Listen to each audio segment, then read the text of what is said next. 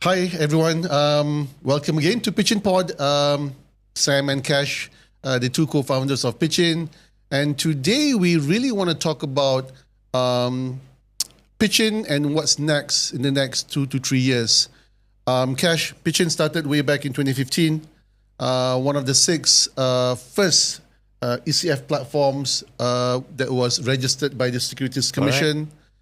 We now have 12 Yes, ECF platforms. 12 ECF platforms in Malaysia.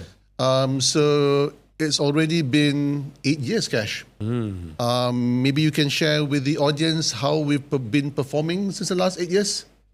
Okay, it's been quite, I would say, a great ride for pitchIN.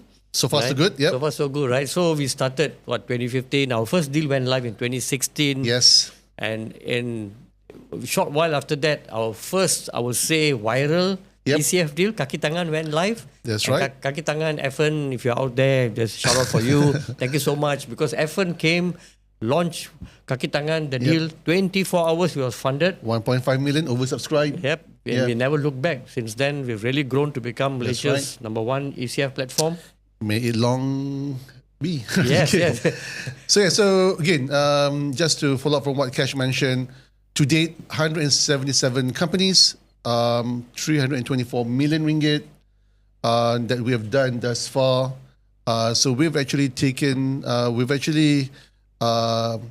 quite a journey in terms of bringing up pitchIN from a 4-person team to how many people do we have now, Cash, in pitchIN? I think we are close to 38, around 38 people now. Yeah, just shy of 40 people on 40. pitchIN. Yeah. We now have a full-fledged team made up of legal compliance, marketing. Legal compliance. We got marketing. We got the ECF team. We also have the nominees team that looks at all the post-fundraising matters and all that. And we have two new teams, Cash. And that's the reason because we've grown since then, right? So we're not just an ECF platform anymore, guys. Yes, we started as ECF platform with 11 other platforms. But since the last 2 years, Cash, we've managed to secure 2 more approvals or licenses or registrations from the SC. Maybe you can share with them. Yeah, so in 2022, pitchIN, some of you may know, we got the approval to launch our first secondary trading market. Yep. Right, so PSTX, so that's been launched. Right, so July 10 trading was big. Is a big milestone for ECF. It is. Right, so that's basically our next step. Because today we're talking about, I think, the next 2 to 3 years, right? Yes, yeah. So that's what we're talking about, where we are going to take pitchIN to. First direction for ECF is the PSTX. We've gone there. 10 companies trading, right? And another few more coming up. By the next 1 or 2 years, it's going to become big. Well, you can't be a digital hub without really having a full 360-degree platform, right? That not only allows people to fundraise, but you should also allow people to trade their shares, right? As and when they want to. People who may have missed investing in a particular company can come back and buy shares of that company, right? So really, the launch of the PSTX sort of like closed that circular, right, between fundraising and investing, right? So that's why we're very excited about the launch of the PSTX, because it now allows pitchIN to be a real hub for fundraising and investing, right? So we now have a PSTX team. That team also act as our nominees team. Maybe you can talk a bit, Cash, about what the nominees and the PSTX team does. Okay, yeah. So I think a lot of people may not know how ECF functions, right? So everybody comes in and invests. Sometimes you see huge crowds, right? So companies like Oxford had 485 people, investors and all that. So what we do is fully with approval from the Securities Commission, we have a nominee structure. So this nominee company actually pulls all the investors together and then we place them on as their single shareholder at the company. So there's good reason for the company because it allows them to manage all the investors into just one company. But there's another good reason for it is because we are able then to work with the company, right? So we are fully cognizant of what's happening at the companies. We know and we grow along with them. So our nominees team actually handles I would say, all investor relations with the investors of ECF for the companies. The companies report to us, we report to them. And another important thing that the nominees team do is that they actually work with the companies on anything that arises out of their corporate matters, right? That's right. So sometimes they have their accounts to file, we'll have to do signatures, but they also a lot of corporate exercises. That's right. So we've handled VC investments, we've handled bank loans, we've handled exits, mergers, you know, so all kinds of things. We hold, I think, almost every month we hold at least one town hall for a company with their investors. Right. Precisely right. So so that has become very, very important in terms of what pitchIN does, in terms not just helping companies to fundraise, but more importantly, post fundraising, ensuring the companies stay true to their what do you call objective, right? Which is potentially in the end to return back the funds back to the investors. So PSTX is that milestone that pitchIN has reached after 8 years in operation. Thus, what do you call closing that loop between fundraising and investing. The next thing, Cash, that we've also gotten the approvals and also the green light, and now we're launching the first ever campaign, and that is in relation to let me just make it formal, the formal name, right? And then you can share with us, share with the crowd, with the people, why we're sort of like renaming it. So it's the initial exchange offering. It's called a mouthful, quite technical in some way. But rather we've called it now internally as token crowdfunding. Yeah. Yep. I think So I think IEO is something that was used to it's used in the license that is given to us, right? So IEO. But then at the end of the day, our team sat down and we looked at it and we said IEO is difficult to explain. Right. So leaving the technicalities aside, let's just come up with a description of what we do.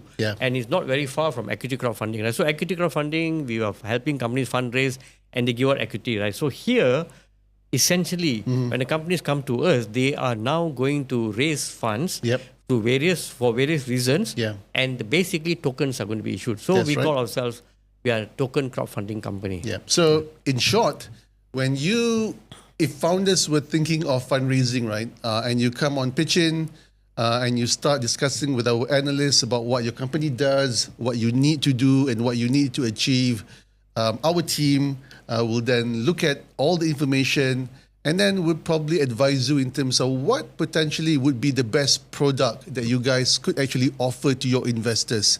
So not every company could actually do a ECF. Maybe some of you guys would think would be much more attractive if we were to do a token crowdfunding. But then again, cash equity crowdfunding is very straightforward. People know that I invest, I get shares. If I would invest in a token crowdfunding platform, what do I get actually? Okay, So I think it's a bit more complex. And there's a good reason for it. One of the reasons is, of course, this is highly technology backed investing, right? So instead of just equity share, you can even issue paper share certificates if you want. This is really something that is taken and placed on the blockchain. Right? So it's placed on a blockchain. It's basically the issuance of tokens that are covered by smart contracts and all that. But all that is again technical talk, right? So let's just say that when you do token crowdfunding, when a company comes, everything you do is verifiable and then divided into tokens for which you invest. So when you say invest, right? So there are actually various kind of products, right? As you know, right, Sam? We've got 3, I would say, broad categories of tokens that will be issued. The first company that's going to come on board is issuing a utility token. That company is BitNow. You can actually go to the website. It's pre-live as of today. So BitNow is that first company which Cash mentioned. They're offering a utility token to their investors. So that's utility token. Then the other 2 kinds of tokens that we will be working on and we will be helping companies to issue, one of them is asset-backed tokens. So these are tokens that are basically you are holding assets and they are all fractionalized into tokens for you. So this one become a bit exciting too, because now you are actually participating in the outcome of that asset. The last one obviously is security-backed token, right? So actual securities that are used And again, we are able to fractionalize securities. So these are exciting things that we're working on. For the next 2 years, you're going to see pitchIN really grow into multifaceted kind of products. That's right. And a company, when they come to us, it'll be easy for us to say, hey, I think you are ready for equity crowdfunding and you are ready for token crowdfunding. Yep. Right. Or if you utilize the whole 20 million of equity crowdfunding and now you need to raise more, you potentially could do a token crowdfunding too. Yeah, right? so token crowdfunding, for those who are hearing about it for the first time, a company can potentially raise up to 100 million ringgit. Right, per campaign. Per campaign. So that's a big amount, right? So it's really suitable for companies with large projects. Yeah. So then you can, basically carve out that project and get it funded through tokens. And obviously very suitable for Web3 companies which are coming up with Web3 based projects. Yeah. So again, Cash, it boils down to what you and I spoke when we first wanted to launch pitchIN, right? We wanted to be this digital hub where companies can come on board, look at the various products that is available on pitchIN. We will then discuss with you what potentially would be the best product for you to raise your funding. And you, the investors, those who are listening to this today, you can then, based on your own risk appetite, decide which particular product that you may want to invest in. You could diversify your investment by putting in money into both equity and token campaigns. Now you can, right? Yes. So what Cash mentioned, starting from 2024, we will now have 2 new products that we can actually offer to the public, which is the PSTX and also the token crowdfunding. Yes. So Cash, so we spoke about those 2 new products, right? Equity crowdfunding is still very, very important to us. Yeah, right? it is. And it's not, there's nothing exciting happening on that. Along with whatever we're doing on token crowdfunding, along with whatever our PSTX is doing and all that, equity crowdfunding itself will transform. Yes. Right? So I believe in the next 2 years. Yeah. So the next 2 years, guys, again, we're not sitting down, being comfortable, being satisfied. Cash and I and the team is always hungry to do more, to try to innovate in this particular market, right? And I mentioned this, Cash, that we never see ourselves as competitors to our peers. Yeah. So our peers here are our VC friends, our PE friends, our friends from the family offices and so forth, right? Yeah. We see them as a very important, integral part of the local ecosystem in terms of helping companies to fundraise. Cash, maybe you can just share a bit about what the plans are for ECF. Sure. I think taking the cue from what you just said about the VCs and all that. Yeah. A lot of people say, hey, so equity crowdfunding, is it just purely retail investors and all that? We never said that. Yep. We always believe, and it's been the same over the years. We now want to formalize it, right? So every deal, every company that come and raise money from us, yes, you have lots of retail investors, but a lot of the money also comes from organizations, right? Yep. So it could be family offices, it could be VCs. We've already worked with VCs, right? Yep. So VCs, family organizations. But I think we can grow it a bit more formally.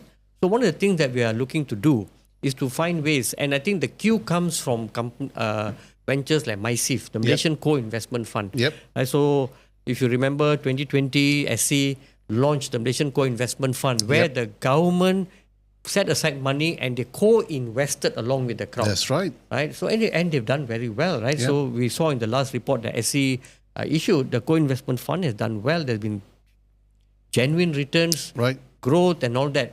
So Kudos to the government, right? Kudos.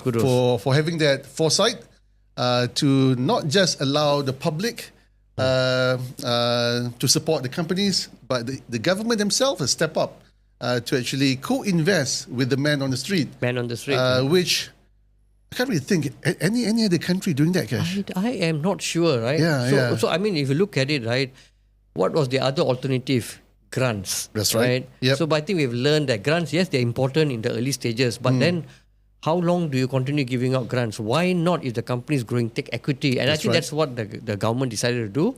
Come in and back the companies all the way. And they've done well, right? So imagine companies that have come to us like La Pasa, they've done very well.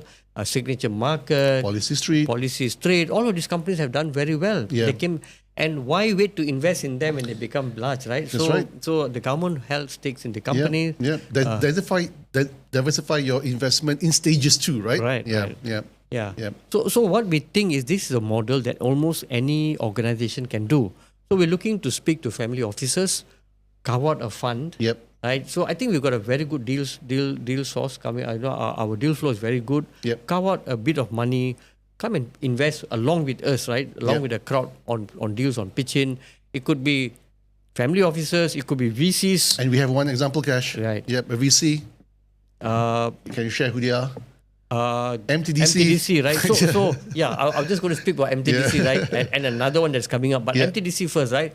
So in 2020, MTDC said that they will set aside 10 million to invest onto deals on pitchIN. That's right. And over the years, they have done quite a few investments. That's right. And a few more, I understand it's still being discussed a few more companies.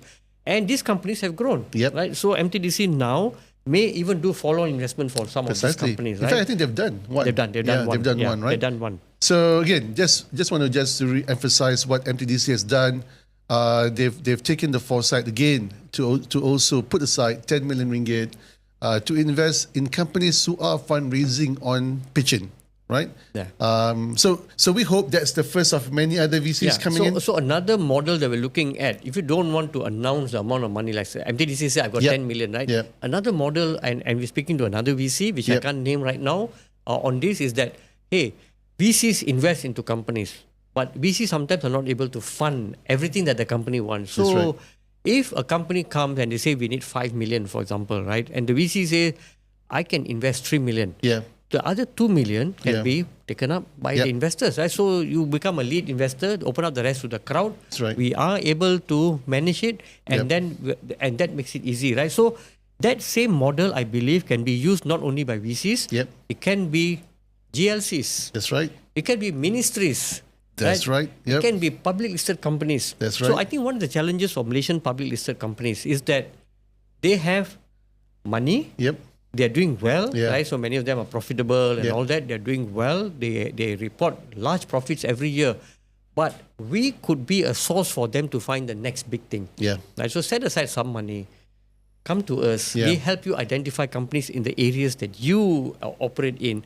You lead the investment. Maybe the crowd follows you. That's right. So these are the kind of things that we're looking at. Yeah. So once we get all these people hopefully on board, what you will see later on pitchIN are microsites belonging to all these partners, where they will then be seen as either curating or leading some of this investment.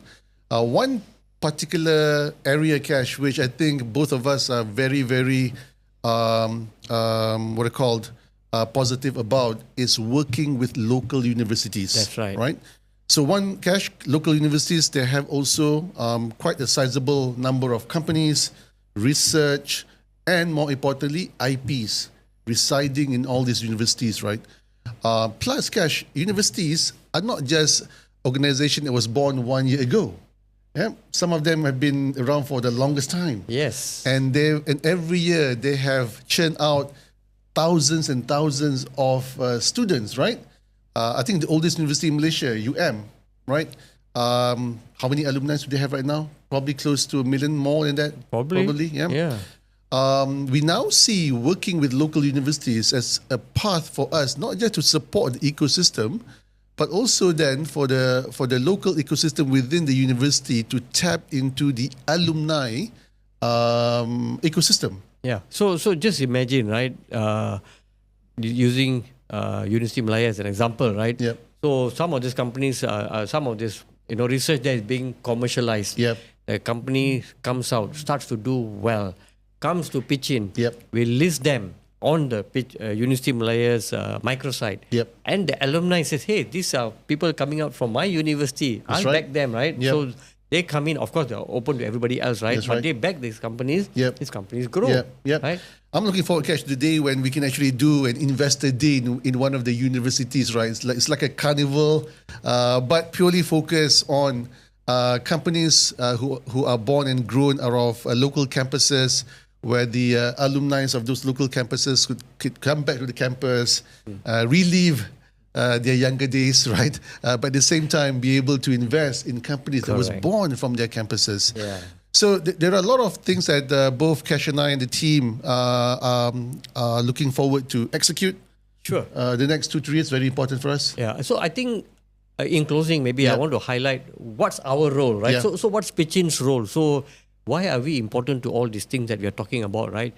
If you have been investing before, trying to do investments on your own is not easy. We know that, right? So I think what pitchIN has done is that we bring efficiency and we bring operational, I would say, credibility to whatever we do, right? So as we started by saying that we got a whole team of people, right? We got legal and compliance, we got due diligence team and all that.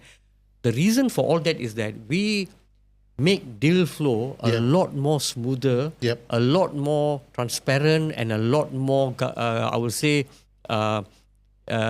researchable, right? So when they come to us, we already will say that this company have been backed by us. We have checked them, we have looked at them and all that. So it makes everybody's job easier. That's right. Yeah. Right? So I think that's the role that we play.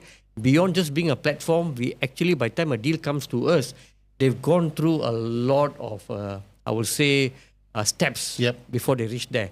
So that's, I think, an important role that we do. That's right. Plus, I think now after 8 years, we want to tap into other resources that we see is very relevant. So really getting every of these partners in the ecosystem into one platform, right? Where we hope people can then share information, support each other. A deal which I may have, I can also share with other people. And it goes towards helping these companies and these founders to grow their companies. Yes. Right?